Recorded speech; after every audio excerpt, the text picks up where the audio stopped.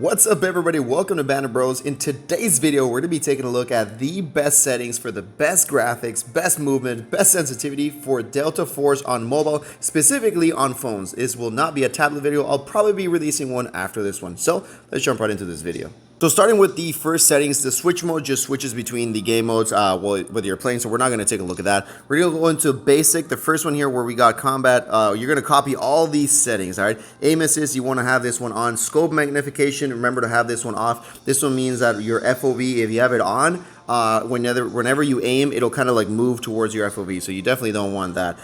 Quick ADS and fire, you want to have that enable all in both of these depending on what you play. This basically means that your right fire button, whenever you click on it, it will also ADS. If you are a person that likes to hip fire, then have this one disabled, but I don't really hip fire, so I have that enabled. And the same thing with the heavy weapon quick ADS, just have all those things on. Now when you scroll to the bottom, we've got the FOV. So if you're playing on a phone, which this is video is meant for, I would suggest to keep it at 90, especially because your phone screen is pretty small, even though if you got a pretty good phone.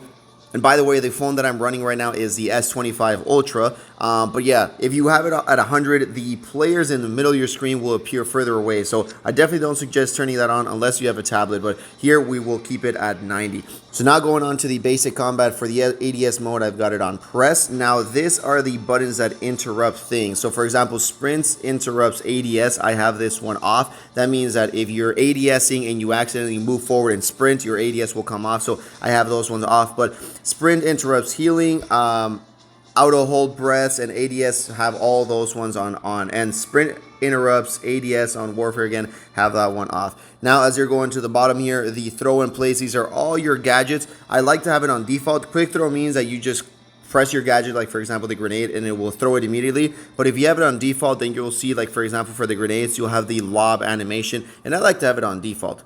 Next up, we go to the control part here, and this is where you have to have some of the things on that are automatically off. So the lean peak, have that on, and I like to have this one, the lean peak auto ADS. This means that whenever you're aiming and you're in front of like a barrier or something like that, your dude will automatically lean to the left or right. And I think this is pretty useful, especially for people that aren't playing on 5 fingers at the same time. Even though if you're playing on 5 fingers, this is a pretty good option to have it on. Gyroscope, I don't play with that on, so off, all of that.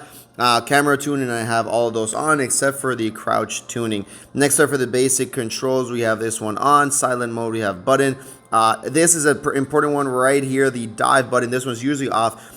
You have to have that one on. Basically, when you are on sprint, if you hit the prone button, your dude will perform the dive animation. This one is set to default on off, sorry. So go ahead and switch that one on. And then for the airborne manual behavior, I have this one on automatic mantle. This is the way that I like to have it. I really only play with 4 fingers. So my left thumb controls the movement, which is this one right here. Then my left index finger shoots, and that's the one that I control this one with. I make it a little bit bigger so it's easier to click. And then my right thumb controls the movement on the right-hand side, like my aim. And my right index finger just clicks on the aim right here. So those are the 4 I play with. I don't play with any 5 fingers or anything like that. Not trying to go try hard, but that is my setup for all the little buttons that I have if you guys want to copy those. And what I also did to make it easier, the players was usually on the right side, and I moved it to the right side of the map so I can have this button a little bit bigger. If not, it'd be obstructing my map. Next up for the touch sensitivity, for this one we've got accelerated.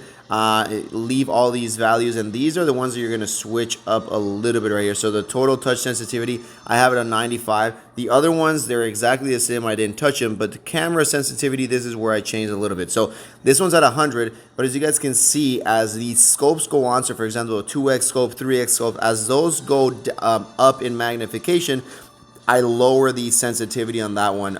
If not, they're all at 100. So basically, if you have a higher powered scope, it'll move the same as a 1x. And I don't really like that. I like to have it, the higher the scope, the lower the sensitivity, and it's going to be a lot easier for you to control. Same thing when you go to fire sensitivity, copy these same exact values if you guys want it. But remember, from more to less sensitivity, it's always a little bit easier to control. These ones I haven't changed it, like the 6x, but I really don't go that much into 6x, so that's why I haven't changed them at all.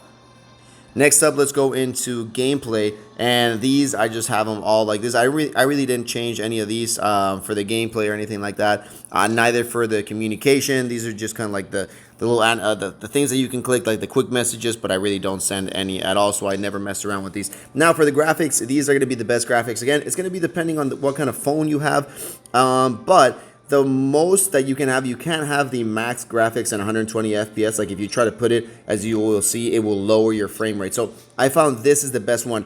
If you want to have the smoothest gameplay, remember you want to have the max FPS, but also do pay attention that your phone must be able to run it. So you could search up the specs on your phone. You have to look at the hertz. So 120 hertz on your phone will run 120 FPS. A lot of the phones do 90 hertz. So if your phone only does 90 hertz, there's no reason for you to put 120 because you won't be able to see it. But if you can, and if you have 120 hertz, put 120 FPS and then select the HD, which is the max resolution that you can run with 120 FPS. But again, the most important thing, you want to have the highest FPS possible, and that's going to be the smoothness of it. Then for the graphics style, I noticed that Vivid was actually pretty good. It just makes the colors pop up a little bit more, and you're able to see the enemies a little bit easier. Now for the depth of field, all these I have yes, yes, yes. Again, that's because I have a pretty good phone, so it can run it. If you have a lower tier phone and you want to run as smooth as possible, you should just turn all of these off, which again, they're just a little bit extra things that will make your phone and make the game look nicer. But again, just turn that off if you want to make it smoother. And the hit effects is usually on green. Don't know why it's set to green, but I like red. Red, it's just simple. Blood, that's the one. So I have it on red if you want to change it to that one. Now when we go into the sound, the master volume is at 100, and then something that you want to change is this one right here, the music volume. It just kind of annoys you. So again, if you want to have it a little bit lower, because you just want to hear basically the game. And here you can change the sound effects, and all of the other ones I just have it maxed out basically. But again, the music volume, that's the only one you want to change in case you're in the middle of the game and then the music starts playing and you just want to hear the footsteps. For the vehicle, I haven't really gone into vehicles or anything like that, so I haven't customized the vehicle or anything like that.